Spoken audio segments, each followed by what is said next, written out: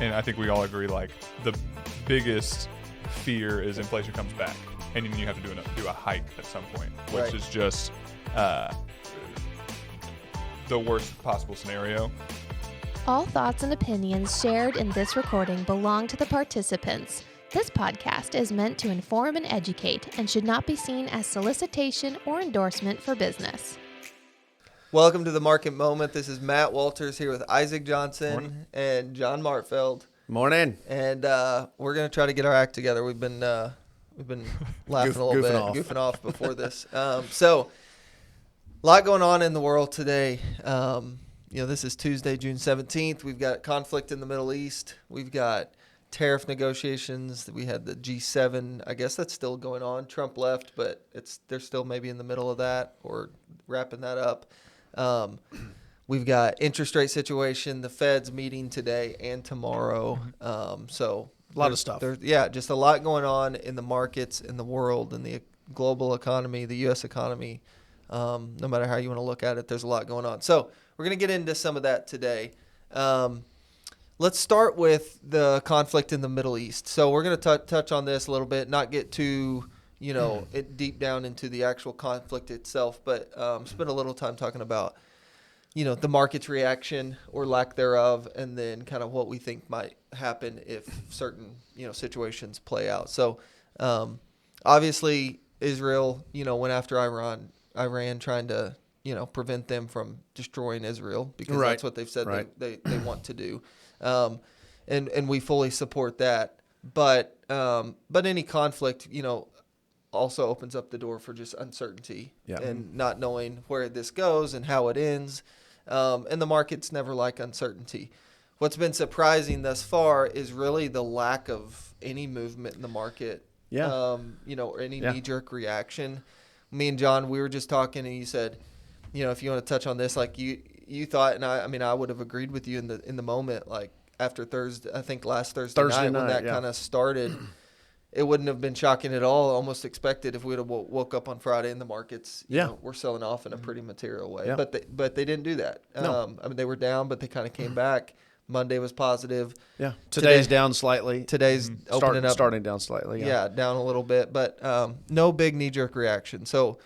And the price of oil, surprisingly, has not spiked. It's gone up a little bit. It has gone up a little bit.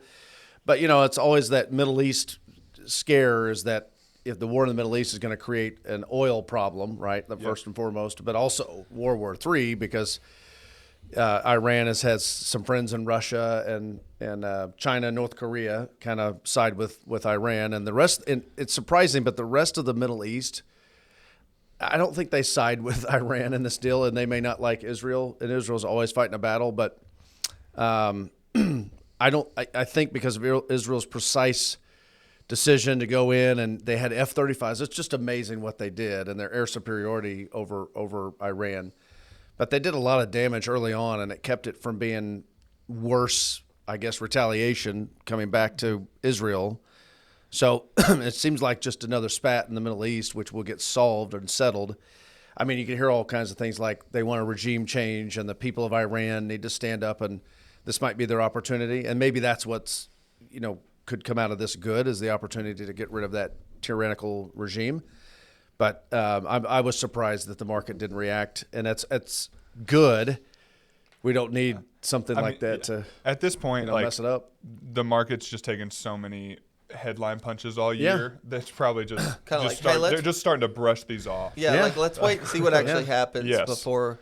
And with the oil situation, China is by far the largest importer of oil from Iran. Right. So in terms of the most, I'm not saying others and ourselves included wouldn't be impacted if it drug out for a long time, but the most impacted, the most immediate impact, would be China. I mean, they would be scrambling to, replace those imports, or they'd need to be pretty quickly.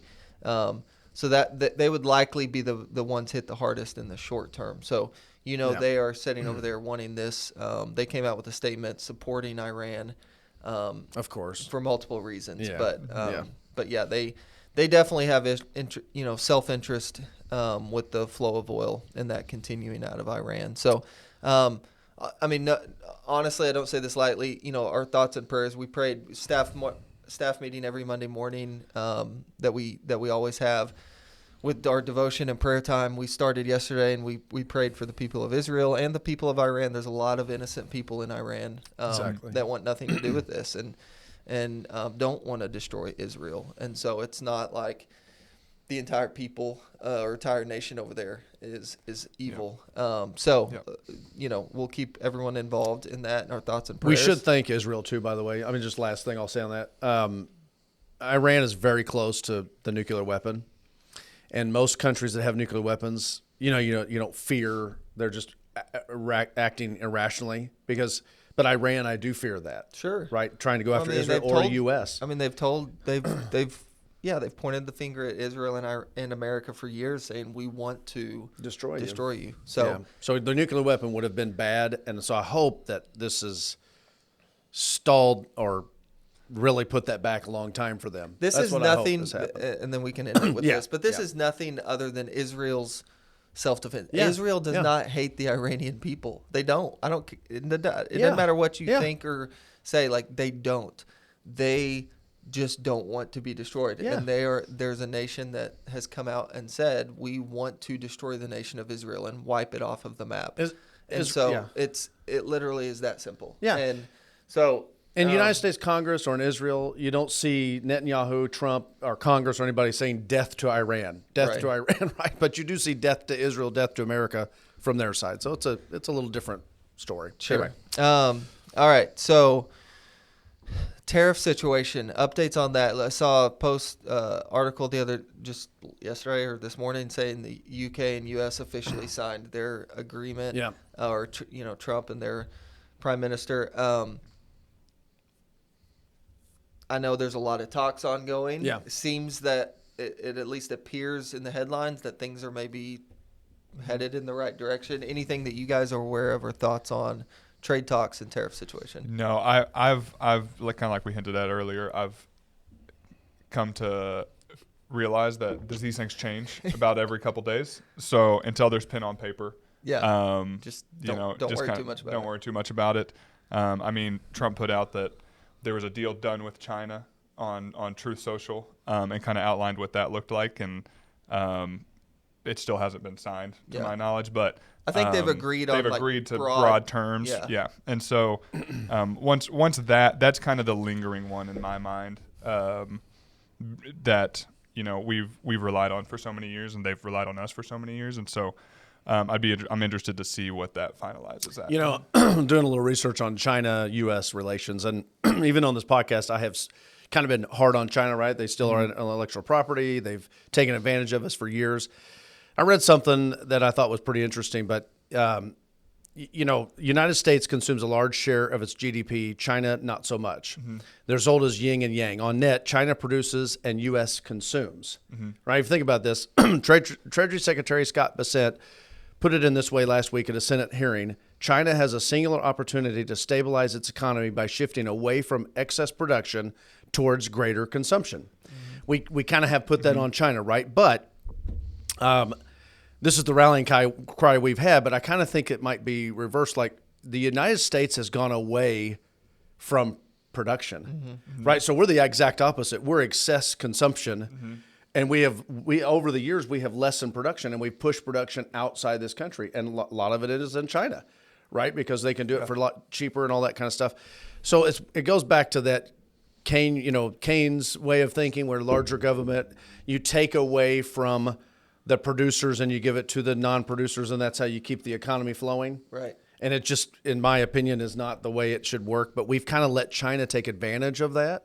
So as much as I've said on the show or, on the podcast that, China has kind of taken advantage of us and all the right things or done all the wrong things, we are kind of to blame too. And as I've read through all this, I'm like more we need to fix ourselves. We had something to benefit by letting them produce, right? Yeah. I mean, there was a standard of living that we were able to afford, lower cost of goods, right? There's a lot of good, valid, economic business reasons that could make sense. I think I would much rather be in America's position here, because if you think about, okay, what's not that either is easy, but which one is easier and longer term better and more sustainable in terms of increasing production or increasing consumption. Yeah. Like there are ways that we can increase production domestically and control that and like that be a positive thing. Yeah. Yes, there will be certain things that are impacted by that. Certain cost of goods will go up. Things will be more expensive, and that's a negative on the consumption side. But China can't, and we can do that though. We can give businesses incentives to come back and build 100%. Here. You can't just like sustainably create consumption. Yeah. That's sustainable. Exactly. That's sustainable. Exactly. You can do things. We kind of did an experiment with COVID. You can do things that temporarily can lead to more consumption, give everybody some more cash, do things. But that's not like a sustainable, and we're starting to realize like that also has some negatives on the backside of it. Massive. So, China, I say all that to say like there are things and levers we can pull to increase our production. Yep. Yes, that might impact our consumption somewhat, but I would rather have those levers and be trying to pull those versus China needing to try to figure out how do we increase consumption in a sustainable way. Does that make sense? 100%. Yeah. So, you think about this. There's 3 things that matter, in my opinion, that China does not have that we have, right? We have higher taxes. We have more spending, more government spending. We have higher taxes. What do you mean? We tax our companies and our corporate and all that stuff. So it takes away the incentive to do business here, to produce here, right? And we have much more regulation. Like we have too much regulation. You go back to like the oil, you're talking about the exact same story can be said about the oil. We rely forever on the Middle East for oil, but we can do it here. We can actually produce and self-sustain our oil forever if we wanted to. And Trump's kind of on that, drill baby drill, and I agree with that, right? So then we're not relying on other countries that can manipulate prices and take advantage of us. Here on the U.S. side versus China, there's a great chart that shows the CO2 emissions from around the world. Yeah. And the U.S. is like one of the lowest. And, we hear all these things. Greta Thunberg tries to tell us that we're just evil for driving SUVs and so on. But we have one of the lowest emissions in the world. So we're green, if you look on the chart. China and India, meanwhile, are the highest of red, right? They're completely the opposite because they have no regulation. And they can pretend that they're going to fall in line with climate change rules and stuff, but they don't. So we spend all this money on all these things, on regulation, and then we overtax our citizens, overtax our companies, incentivize people to leave, to go to places like that, and nothing changes. The world environment doesn't get better. So the U.S. could keep that same kind of scenario. We're already really clean. Let's bring more production back here in a clean way. It helps the environment for the whole world. You bring less production out of China and India, bring it back to the United States. Lower taxes on individuals and the corporates.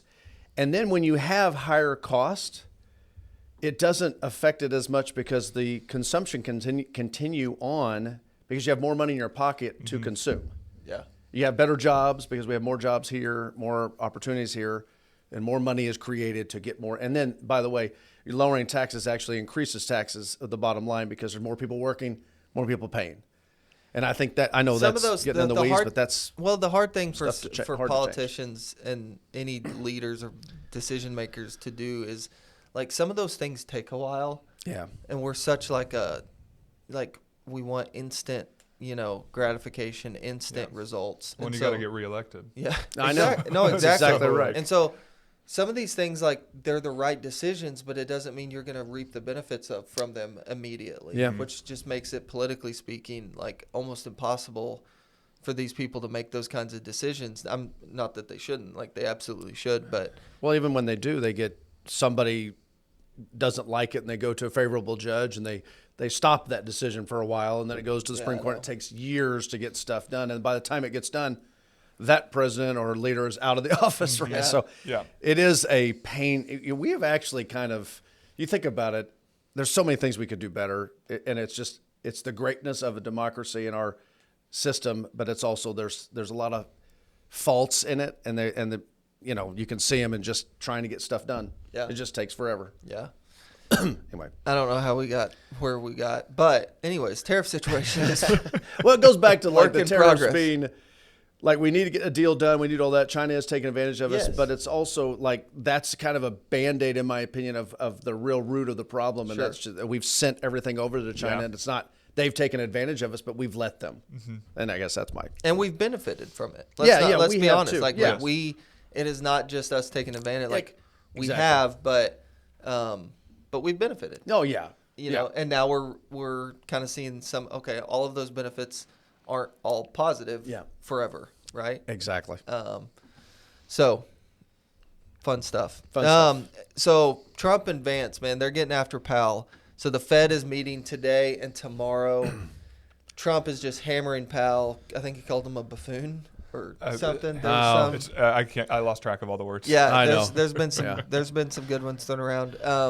I don't have anything personally against Powell at all. I think the seat he's in and the directive he's been giving, like he's done a okay job. I have more of a thing against the structure of the Fed itself. Yeah, me you too. Know? Yeah. But Jerome Powell, the man, and how he's tried to do what he's been told to do in the seat that he's in.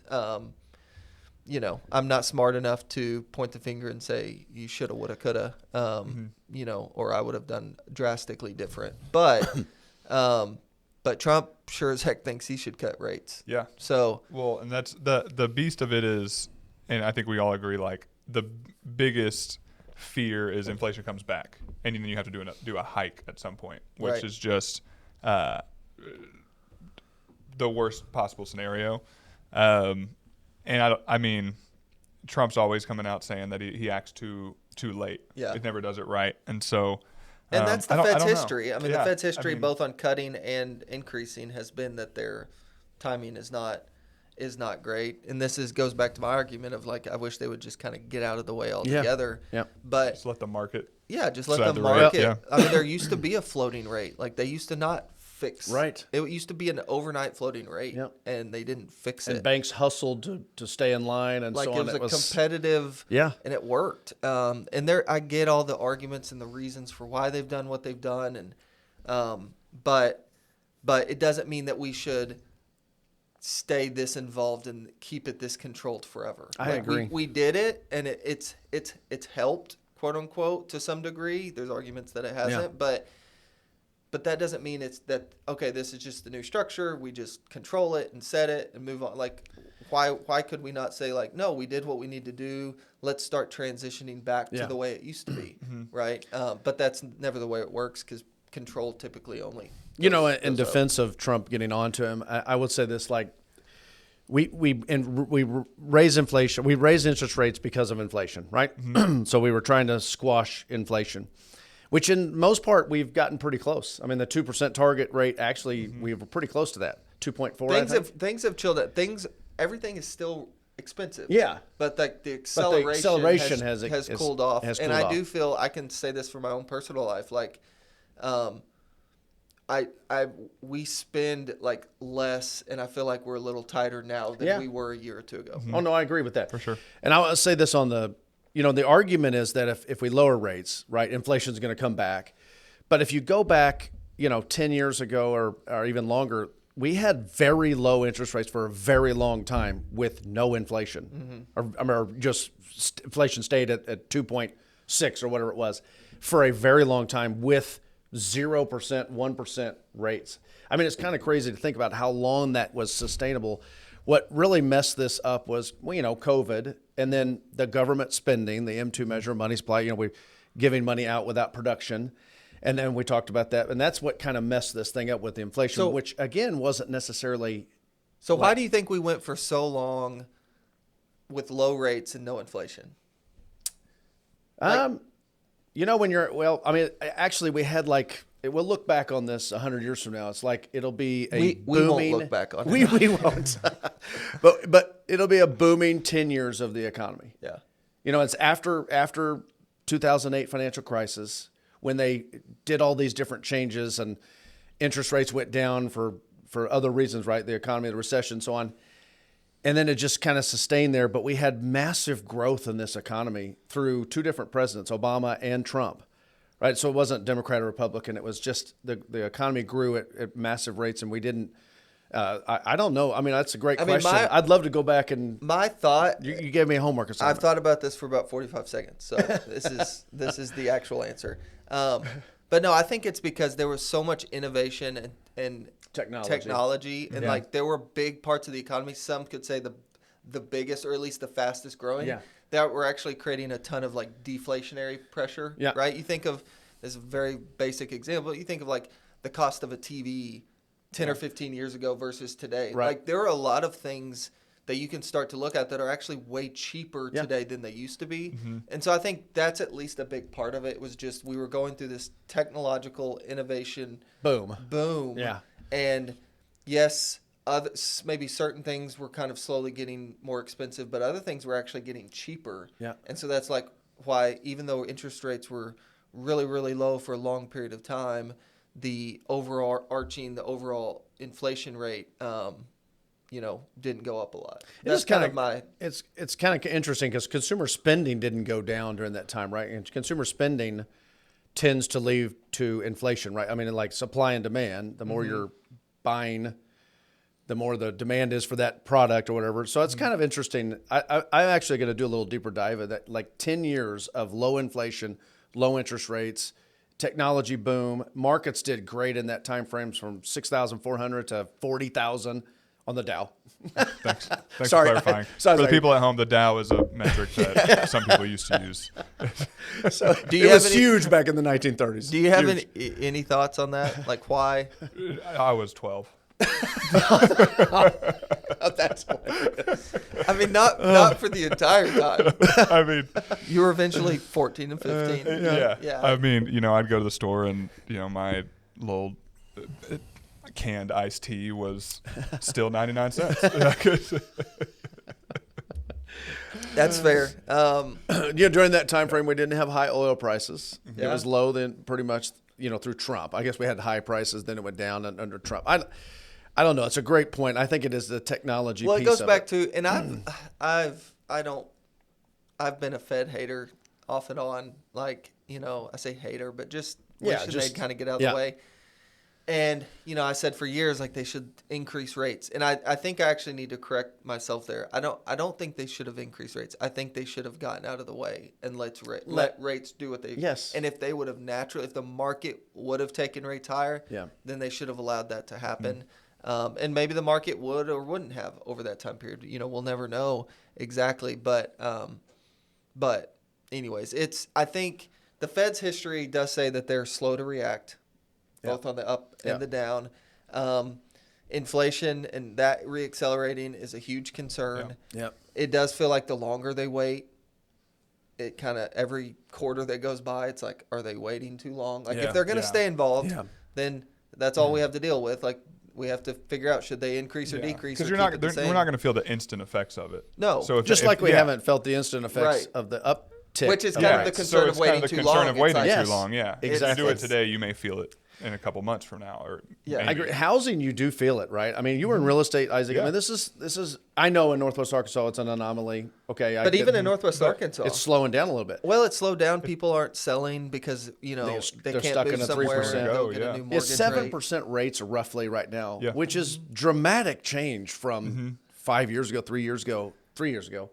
It's dramatic, and so that has not yet filtered in. It is in the economy, but we just haven't felt it yet, and that's to the point of, should the Fed act before we feel that in preparation for that? And I think that's been the story over the last few years, is that there have been parts of the economy that have had kind of recessionary signals or been in a kind of technical recession.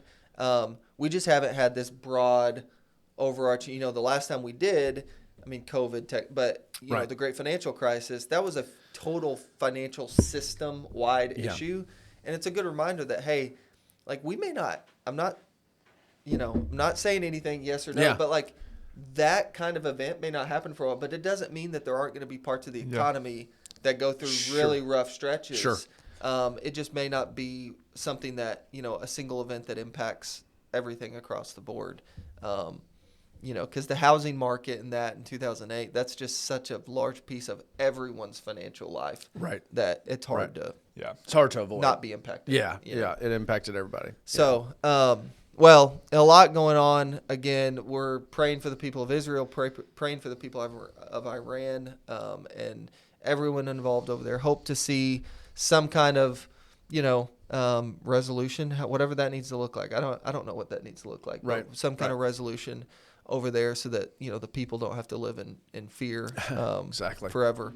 But a lot going on. We'll see what the Fed comes out with, a statement here in a day or two. We'll see what Jerome Powell has to say, and then hopefully we can get some more trade agreements signed off on that are win-wins. Obviously, I want America to win first. But I'm also all for win-win scenarios. Oh, yeah. So, if we can get some win-win scenarios in place that's good for America, then hopefully we see more and more of those come out in the coming days and weeks. So, yes, I like it. Good conversation. We'll see. We always talk about this, kind of what we want to talk about. Sometimes it's like this, like hot topics, kind of current events. Sometimes it's, topic specific. But we'll be looking forward to getting back up on here next week and talking through whatever's going on. As always, we appreciate you guys listening, watching. Give us a like, subscribe, comment, send us an email with your questions. Been getting some good comments and questions that we'll probably bring up here in an upcoming podcast. We might go through some questions we've been getting and answer those. So appreciate you guys, and we'll see you next week. Have a good one. The hosts of the Market Moment podcast are employees of Mach 1 Financial Group, LLC. Mach 1 is a registered investment advisor located in Rogers, Arkansas. A copy of Mach 1's current written disclosure brochure is available through the SEC website and available at disclosures.mach1fg.com.